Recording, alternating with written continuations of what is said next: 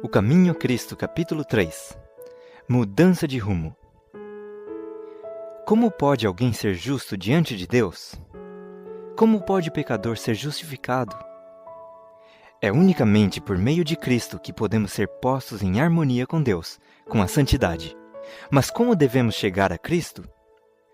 Muitos fazem hoje a mesma pergunta que fez a multidão no dia de Pentecoste, quando convencidos do pecado, clamaram: "Que faremos?" Atos 2:37. A primeira palavra da resposta de Pedro foi: "Arrependei-vos." Atos 2:38. Noutra ocasião, logo depois, disse: "Arrependei-vos e convertei-vos para que sejam apagados os vossos pecados." Atos 3:19. O arrependimento compreende tristeza pelo pecado e afastamento do mesmo. Não renunciaremos ao pecado enquanto não reconhecermos a sua malignidade. Enquanto dele não nos afastarmos sinceramente, não haverá em nós uma mudança real da vida. Muitos há que não compreendem a verdadeira natureza do arrependimento. Multidões de pessoas se entristecem pelos seus pecados, efetuando mesmo exteriormente uma reforma, porque receiam que seu mau procedimento lhes traga sofrimentos. Mas não é este o arrependimento segundo o sentido que lhe dá a Bíblia. Lamentam antes os sofrimentos do que o próprio pecado. Tal foi a tristeza de Esaú, quando viu que perdera para sempre o direito da primogenitura. Balaão, aterrado à vista do anjo que se lhe pusera no caminho com a espada alçada, reconheceu seu pecado porque temia que devesse perder a vida. Não teve, porém, genuíno arrependimento do pecado, nem mudança de propósito ou aborrecimento do mal. Judas Iscariotes, depois de haver traído seu Senhor, exclamou: "Pequei, traindo sangue inocente." Mateus 27:4. A confissão foi arrancada de sua alma culpada por uma horrível consciência de condenação e temerosa expectação do juízo. As consequências que o aguardavam enchiam-no de terror. Mas não houve em sua alma uma profunda e dolorosa tristeza por haver traído o imaculado Filho de Deus e negado o Santo de Israel.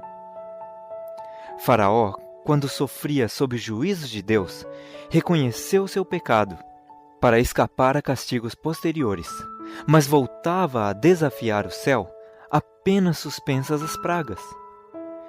Todos esses lamentaram as consequências do pecado, mas não se entristeceram pelo próprio pecado.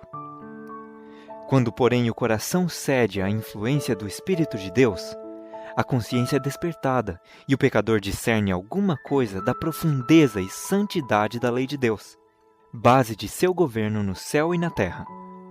A luz verdadeira, que alumia a todo homem que vem ao mundo, ilumina também os secretos escaninos da alma, e as coisas ocultas das trevas se põem a descoberto. A convicção se apodera do espírito e da alma. O pecador tem então uma intuição da justiça de Jeová e experimenta horror ante a ideia de aparecer em sua própria culpa e impureza perante o perscrutador dos corações. Vê o amor de Deus, a beleza da santidade, a exaltação da pureza. Anseia por ser purificado e reintegrado na comunhão do céu. A oração de Davi, depois de sua queda, ilustra a natureza da verdadeira tristeza pelo pecado. Seu arrependimento foi sincero e profundo. Não fez nenhum empenho por atenuar a culpa. Nenhum desejo de escapar ao juízo que o ameaçava lhe inspirou a oração. Reconheceu a enormidade de sua transgressão. Viu a contaminação de sua alma. Aborreceu o pecado. Não suplicava unicamente o perdão, mas também um coração puro. Anelava a alegria da santidade, ser reintegrado na harmonia e comunhão com Deus. Era esta a linguagem de sua alma. Bem-aventurado aquele cuja transgressão é perdoada e cujo pecado é coberto. Bem-aventurado o homem a quem o Senhor não imputa a maldade, e em cujo espírito não há engano. Salmos 32, 1 e 2. Tem misericórdia de mim, ó Deus, segundo a tua benignidade. Apaga as minhas transgressões, segundo a multidão das tuas misericórdias. porque eu conheço as minhas transgressões, e o meu pecado está sempre diante de mim. Purifica-me com o hisopo, e ficarei puro. Lava-me, e ficarei mais alvo do que a neve. Cria em mim, ó Deus, um coração puro, e renova em mim um espírito reto. Não me lances fora da tua presença, e não retires de mim o teu Espírito Santo. Torna a dar-me a alegria da tua salvação, e sustém-me com um espírito voluntário. Livra-me dos crimes de sangue, ó Deus, Deus da minha salvação, e a minha língua louvará altamente a tua justiça. Salmo 51, 1, 3 e 7, 10 a 12 e 14. Arrependimento como esse está além de nossas forças realizar, e só é obtido por meio de Cristo, que subiu ao alto e deu dons aos homens. Exatamente aqui está o ponto em que muitos erram, sendo por isso privados de receber o auxílio que Cristo lhes desejava conceder. Pensam que não podem chegar a Cristo sem primeiro arrepender-se, e que é o arrependimento que os prepara para o perdão de seus pecados. É certo que o arrependimento precede o perdão dos pecados, pois unicamente o coração quebrantado e contrito é que sente a necessidade de um Salvador. Mas terá o pecador de esperar até que se tenha arrependido antes de poder chegar-se a Jesus? Deve fazer-se do arrependimento um obstáculo entre o pecador e o Salvador? A Bíblia não ensina que o pecador tenha de arrepender-se antes de poder aceitar o convite de Cristo. Vinde a mim, todos os que estáis cansados e oprimidos, e eu vos aliviarei. Mateus 11, 28. É a virtude que emana de Cristo que conduz ao genuíno arrependimento. Pedro elucidou este ponto em sua declaração aos israelitas, dizendo: Deus, com a sua destra, o elevou a príncipe e salvador, para dar a Israel o arrependimento e remissão dos pecados. Atos 5:31. Assim como não podemos alcançar perdão sem Cristo, também não podemos arrepender-nos sem que o Espírito de Cristo nos desperte a consciência. Cristo é a fonte de todo bom impulso. Ele unicamente é capaz de implantar no coração a inimizade contra o pecado. Todo desejo de verdade e pureza, toda convicção de nossa própria pecaminosidade é uma evidência de que seu Espírito está operando em nosso coração. Jesus disse: Eu, quando for levantado da terra, a todos atrairei a mim. João 12:32. Cristo tem de revelar-se ao pecador como Salvador, morto pelos pecados do mundo. E ao contemplarmos o Cordeiro de Deus sobre a cruz do Calvário, começa a desdobrar-se ao nosso espírito o mistério da redenção, e a bondade de Deus nos leva ao arrependimento. Morrendo pelos pecadores, Cristo manifestou um amor que é incompreensível. E esse amor, ao ser contemplado pelo pecador, abranda-lhe o coração, impressionando-lhe o espírito e inspira-lhe à alma contrição. É verdade que os homens às vezes se envergonham de seus caminhos pecaminosos e renunciam a alguns de seus maus hábitos antes de estar conscientes de que estão sendo atraídos a Cristo. Quando quer, porém, que façam um esforço para reformar-se, movidos do desejo sincero de proceder bem, é sempre o poder de Cristo que os está atraindo. Uma influência para eles desconhecida lhes opera na alma, despertando-lhes a consciência e sua vida exterior emenda-se. Quando Cristo os atrai, levando-os a olhar à sua cruz, para contemplar aquele que os seus pecados ali cravaram, o mandamento desperta na consciência. É-lhes revelada a pecaminosidade de sua vida, o pecado que se acha arraigado em sua alma. Começam a compreender alguma coisa da justiça de Cristo e exclamam: que é o pecado que devesse exigir tão grande sacrifício para a redenção de sua vítima? Acaso se fez preciso todo esse amor, todo esse sofrimento, toda essa humilhação, para que não perecêssemos, mas tivéssemos vida eterna? Poderá o pecador resistir a esse amor? Poderá recusar-se a ser atraído para Cristo? Se, porém, não se opuser, será levado para ele. O conhecimento do plano da salvação levá-lo-á ao pé da cruz, arrependido de seus pecados que causaram os sofrimentos do amado Filho de Deus. O mesmo poder divino que opera nas coisas da natureza fala ao coração dos homens, neles criando um desejo inexprimível de algo que não possuem. As coisas do mundo não podem satisfazer aos seus anseios. O Espírito de Deus insta com eles, a fim de que só busquem aquelas que unicamente podem proporcionar paz e descanso, a graça de Cristo, a alegria da santidade. Por influências visíveis e invisíveis, nosso Salvador está a operar constantemente para atrair o espírito dos homens dos prazeres do pecado que não satisfazem para as infinitas bênçãos que nele podem possuir.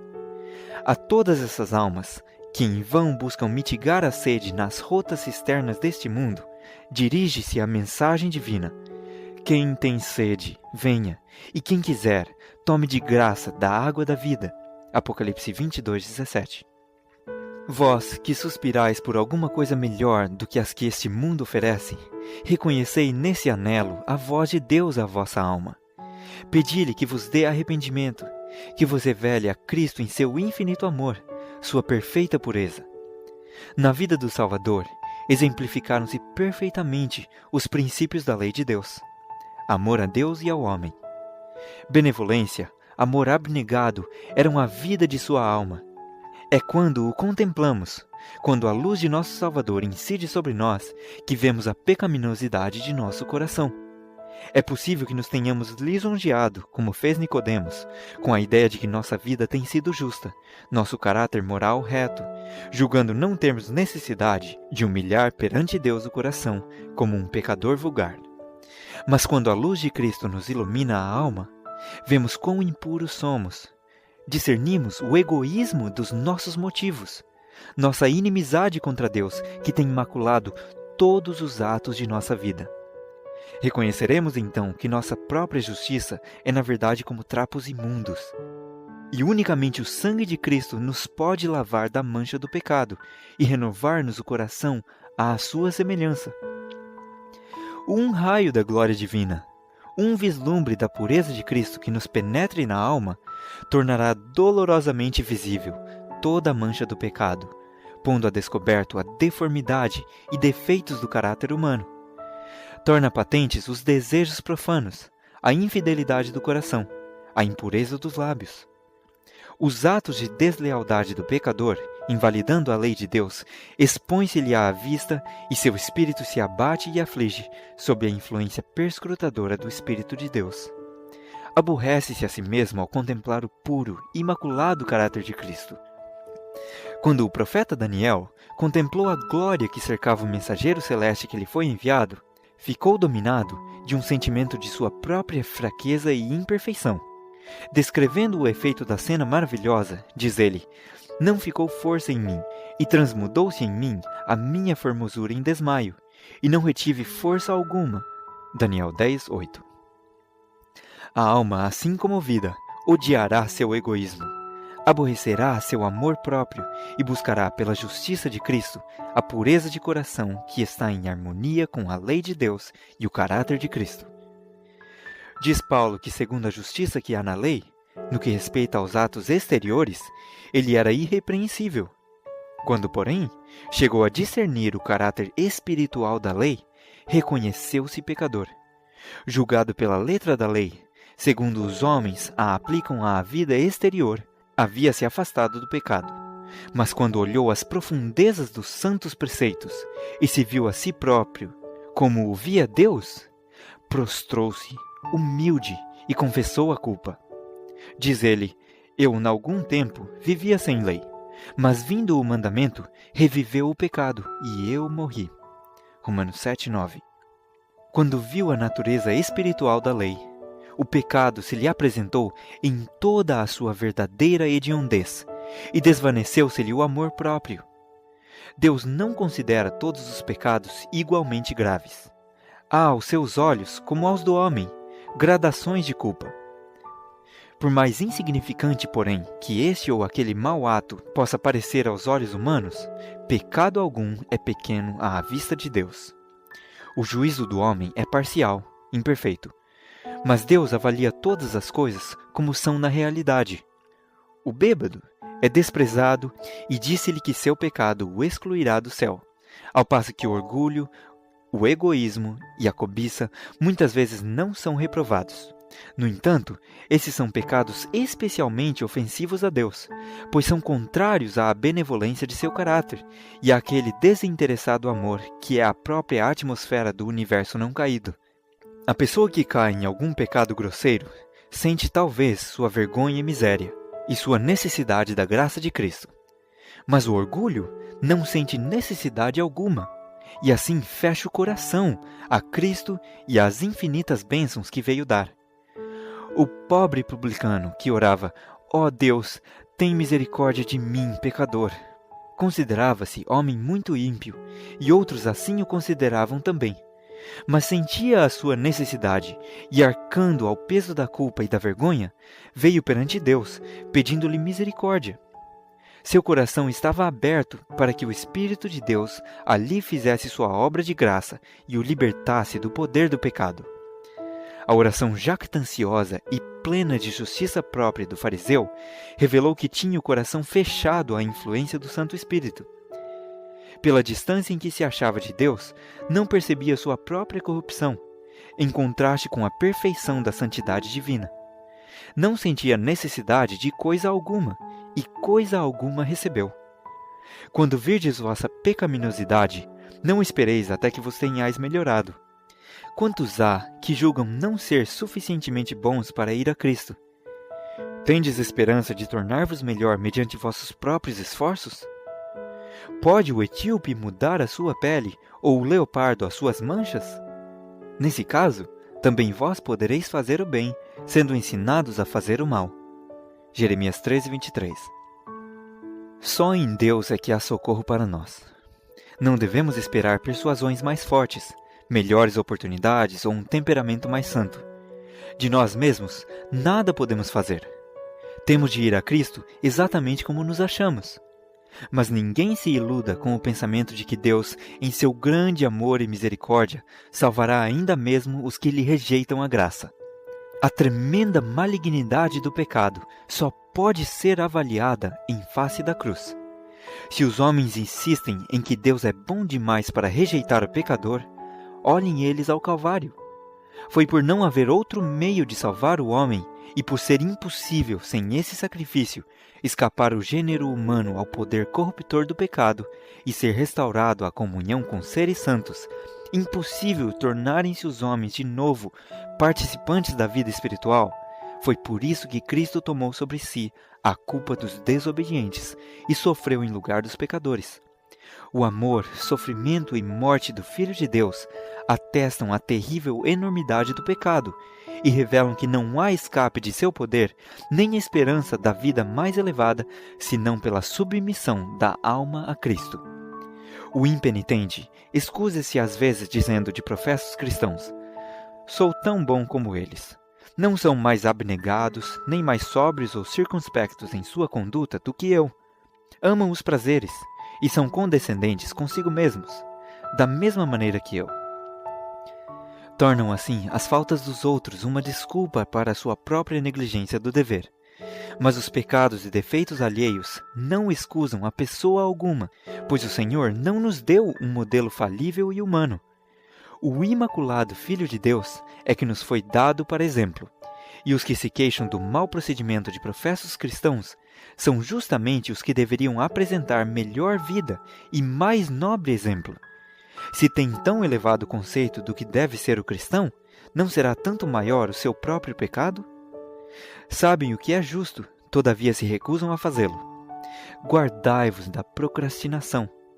Não adieis a obra de abandonar vossos pecados e buscar por Jesus a pureza de coração. Nisto é que milhares e milhares têm errado, para sua perda eterna. Não me demorarei aqui sobre a brevidade e incerteza da vida, mas há um terrível perigo que não é compreendido suficientemente, em adiar atender à voz suplicante do Santo Espírito de Deus, preferindo viver em pecado, pois isto é o que é, na verdade, esse retardamento. Só com risco de infinita perda é que podemos condescender com o pecado, por pequenino que seja. O que nós não vencermos, vencer-nos-á a nós, operando nossa destruição. Adão e Eva persuadiram-se de que de questão tão insignificante como fosse comer do fruto proibido, não poderiam resultar tão terríveis consequências como as de que Deus os avisara. Mas essa questão insignificante constituía uma transgressão da imutável e santa lei divina e separou o homem de Deus, abrindo os diques da morte e trazendo sobre o mundo misérias indizíveis. Século após século tem subido da terra um contínuo grito de lamento, e toda a criação geme aflita em resultado da desobediência do homem. O próprio céu sentiu os efeitos de sua rebelião contra Deus. O Calvário aí está como um monumento do estupendo sacrifício exigido para expiar a transgressão da lei divina. Não consideremos o pecado coisa trivial. Cada ato de transgressão, cada negligência ou rejeição da graça de Cristo recai sobre vós mesmos, endurece o coração, deprava a vontade, entorpece o entendimento, tornando-vos não só menos inclinados a ceder à eterna súplica do Santo Espírito de Deus, como também menos capazes de o fazer. Muitos tranquilizam a consciência perturbada, com o pensamento de que poderão mudar o seu ímpio procedimento quando bem o quiserem, que podem acolher levianamente o convite da misericórdia e, contudo, não deixar de serem impressionados repetidamente. Julgam que depois de haverem desprezado o Espírito da graça, depois de haverem posto sua influência do lado de Satanás, em um momento de terrível aflição, poderão mudar sua vida.